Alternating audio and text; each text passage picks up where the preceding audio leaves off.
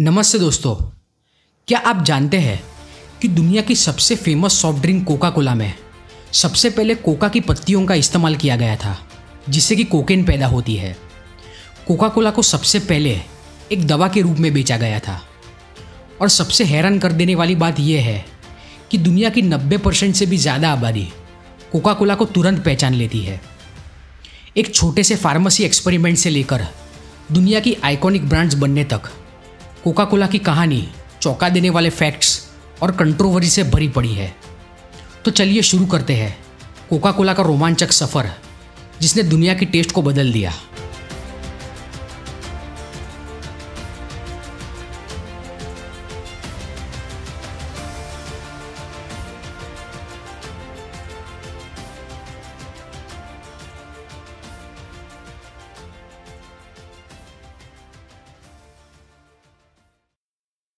Coca Cola company एक American multinational company है, जिसकी स्थापना 1892 में एटलांटा जॉर्जिया में हुई थी। ये कंपनी कोका कोला और अन्य कई सॉफ्ट ड्रिंक्स और अल्कोहलिक ड्रिंक्स का मैन्युफैक्चरिंग, सेलिंग और मार्केटिंग करती है। 2023 की एक स्टडी में कोका कोला को दुनिया की 6ठी सबसे वैल्यूएबल ब्रांड बताया गया है। असल में Coca Cola company Coca Cola का सिर्फ सिरप बनाती है, जिसे कि बॉटल मैन्युफैक्चरिंग कंपनीज को बेचा जाता है, जिनके पास कोका कोला की फ्रेंचाइजी होती है। बाद में ये मैन्युफैक्चरर्स सिरप को पानी और स्वीटनर्स के साथ मिला देते हैं। बाद में इसका कार्बोनेशन किया जाता है, यानी कि कार्बन डाइऑक्साइड को ड्रिंक्स में डिसॉल्व किया जाता है ताकि झाग पैदा किया जा सके। बाद में फाइनल मिक्सचर को कैन्स और बॉटल्स में भरने के बाद इन्हें वेंडिंग मशीन्स में रख दिया जाता है और रिटेल दुकानों में और रेस्टोरेंट्स में बेच दिया जाता है। कोका कोला कंपनी सिर्फ ब्रांड मार्केटिंग, एडवर्टाइजिंग और स्ट्रेटेजी मैनेजमेंट का काम करती है। कोका कोला का असली आविष्कार जॉन पेम्बरटन ने किया था, जो कि एटलांटा का एक फार्मासिस्ट और सिपाही था। अमेरिकन सिविल वॉर में घायल होने के बाद उसे मॉर्फिन की लत लग गई थी, जो कि एक पेन किलर है जिसे अफीम से बनाया जाता है, जो कि एक बहुत ही पावरफुल ड्रग है। मॉर्फिन का सब्स्टिट्यूट ढूंढते 1885 में पेम्बरटन अपनी दवाई की दुकान में एक ड्रिंक बनाता है। इस ड्रिंक में उसने अलग अलग चीज़ें मिलाई थी, जैसे कि वाइन यानी कि शराब, कोका की पत्तियाँ जिससे कोकेन बनती है, और कोला नट्स जो कि कैफीन का एक सोर्स है। इस ड्रिंक का नाम फ्रेंच वाइन कोका रखा गया था।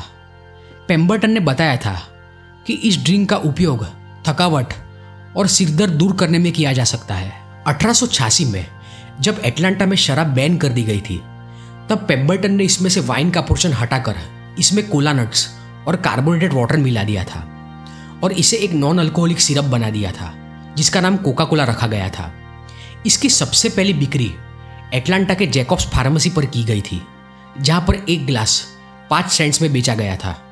कोका कोला नाम और लोगो चुनने का क्रेडिट पेम्बरटन के अकाउंटेंट फ्रैंक रॉबिन्सन को दिया जाता है। रॉबिन्सन ने इसका नाम कोका कोला इसलिए रखा था क्योंकि इसमें 2 चीज़ें मौजूद थी, कोका की पत्तियां और कोला नट्स। जॉन पेम्बरटन की बिगड़ती हेल्थ और फाइनेंशियल ट्रबल्स के कारण उसे कोका कोला की हिस्सेदारी दूसरे बिजनेस पार्टनरों को बेचनी पड़ी थी। 1888 में बिजनेसमैन एजा कैंडलर ने कोका कोला फॉर्मूले की 33% हिस्सेदारी चार्ली पेम्बरटन से खरीद ली थी, जो कि जॉन पेम्बरटन का बेटा था। आगे जाकर उसने कोका कोला के एडिशनल शेयर्स दूसरे बिजनेस पार्टनर से खरीद लिए थे। क्योंकि कोका कोला के नाम पर चार्ली पेम्बरटन का कंट्रोल था, इसलिए शुरुआती तौर पर कैंडलर को अपनी ड्रिंक्स यम यम और कोक के नाम से बेचनी पड़ी थी। 1889 में $2300 चुकाने के बाद एजा कैंडलर ने कोका कोला की बची कुची हिस्सेदारी खरीद ली थी और 1892 में उसने कोका कोला कंपनी की ऑफिशियल स्थापना की थी। कोका कोला की सबसे पहली बॉटलिंग 1894 में अमेरिका के मिसिसिपी राज्य के कैंडी कंपनी में की गई थी। बाद में कुछ सालों के बाद टेनेसी राज्य के 2 बिजनेसमैन बेंजामिन थॉमस और जोसेफ व्हाइटहेड कैंडलर के साथ एक एग्रीमेंट साइन करते हैं। इस एग्रीमेंट के द्वारा $1 में उनको कोका कोला के बॉटलिंग राइट्स दिए गए थे। इस कॉन्ट्रैक्ट की कोई सीमा नहीं थी और हर एक बॉटल की कीमत 5 सेंट्स में तय की गई थी, जिसे कि 27 साल तक बदला नहीं गया था।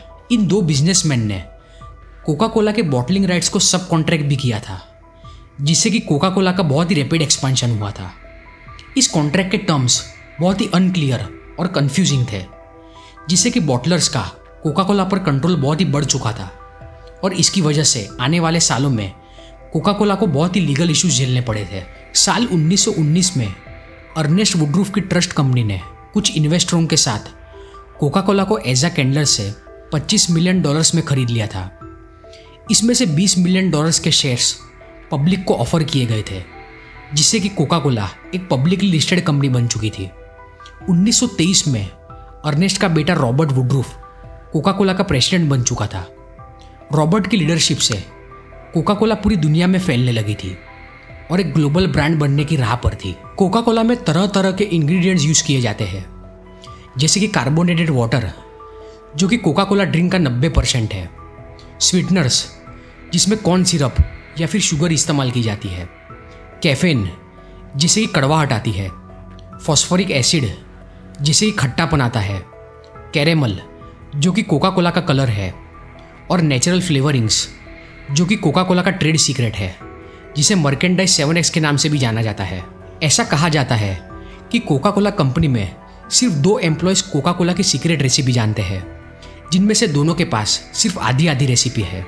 2006 में कोका कोला के एक एम्प्लॉय को गिरफ्तार कर लिया था जब उसने कोका कोला की ट्रेड सीक्रेट की इन्फॉर्मेशन पेप्सिको को बेचने की कोशिश की थी, पर बाद में पता चला था कि ये इन्फॉर्मेशन कोका कोला कंपनी के किसी दूसरे ड्रिंक की थी जो कि उस समय डेवलपमेंट में थी। पेप्सिको ने इस इंसिडेंट को कोका कोला और FBI को रिपोर्ट कर इस एम्प्लॉय को पकड़वा दिया था। शुरुआती तौर पर कोका कोला बनाने के लिए कोका की पत्तियों का इस्तेमाल किया गया था, जिससे कोकेन प्रोड्यूस की जाती है। बाद में साल 1903 में इसमें से ताज़ा कोका की पत्तियां हटाकर स्पेंट पत्तियां यूज़ की गई थी, यानी कि ऐसी पत्तियां जिसमें से कोकेन पहले से ही निकाल दी जाती है, पर फिर भी इसमें कोकेन के थोड़े बहुत अवशेष रह जाते हैं। इन पत्तियों की प्रोसेसिंग न्यू जर्सी के एक प्लांट में की जाती है, जो कि US गवर्नमेंट द्वारा एक ऑथराइज्ड कोका फैसिलिटी है। इन पत्तियों को पेरू और बोलीविया जैसे देशों से इंपोर्ट किया जाता है। अमेरिका में स्वीटनर्स के तौर पर कोका कोला में हाई फ्रुक्टोज कॉर्न सिरप का यूज़ किया जाता है, जिसे कि कॉर्न स्टार्च से निकाला जाता है, और दुनिया के कई अन्य देशों में जैसे कि इंडिया और मैक्सिको में शुगर का इस्तेमाल किया जाता है। साल 1985 में कोका कोला इन्वेंशन के करीब 100 साल के बाद कोका कोला ने अपना फॉर्मूला बदल दिया था और इसे न्यू कोक के नाम से लॉन्च किया गया था। इसका स्वाद ज़्यादा मीठा और थोड़ा बहुत पेप्सी जैसा था, पर यह ड्रिंक मार्केट में ज़्यादा नहीं चली थी और करीब 80 दिनों के बाद कोका कोला ने अपना पुराना फॉर्मूला अपना लिया था और इसे कोका कोला क्लासिक के नाम से रीइंट्रोड्यूस किया गया था। आज के समय में कोका कोला 200 से भी ज़्यादा देशों में और टेरिटरीज में बेची जाती है, जो कि उसे दुनिया की सबसे ज़्यादा रिकॉग्नाइज्ड और कंज्यूम्ड ड्रिंक्स बनाता है। कंपनी के रिपोर्ट के हिसाब से रोज़ाना 200 करोड़ से भी ज़्यादा ड्रिंक्स बेची जाती है। क्यूबा और नॉर्थ कोरिया के अलावा कोका कोला ऑफिशियली हर एक देश में अवेलेबल है। क्यूबा में इसे अनऑफिशियली इंपोर्ट किया जाता है और ब्लैक मार्केट में बेचा जाता है। 2012 में करीब 60 साल के बाद कोका कोला ने अपना कारोबार म्यांमार में वापस चालू कर दिया था और 2022 में यूक्रेन के इन्वेजन के कारण उसने रशिया में अपने बिजनेस ऑपरेशंस बंद कर दिए थे। पेप्सी कोका कोला की सबसे बड़ी कॉम्पिटिटर है और दुनिया के कई देशों के मार्केट्स में कोका कोला को पीछे छोड़ देती है। दुनिया में बहुत सारे देशों में लोकल ब्रांड्स कोका कोला से कम्पीट करती है, जैसे कि पेरू में इनका कोला ज़्यादा बेची जाती है, जिसे कि 1999 में कोका कोला ने खरीद लिया था। स्कॉटलैंड में इन ब्रू ज़्यादा पॉपुलर है, बल्कि इंडिया में थम्स अप और स्प्राइट ज़्यादा चलती है। 2023 की एक रिपोर्ट में कोका कोला इंडिया में करीब 10% मार्केट शेयर रखता है और थम्स अप और स्प्राइट दोनों इकट्ठा 35% मार्केट शेयर रखते हैं।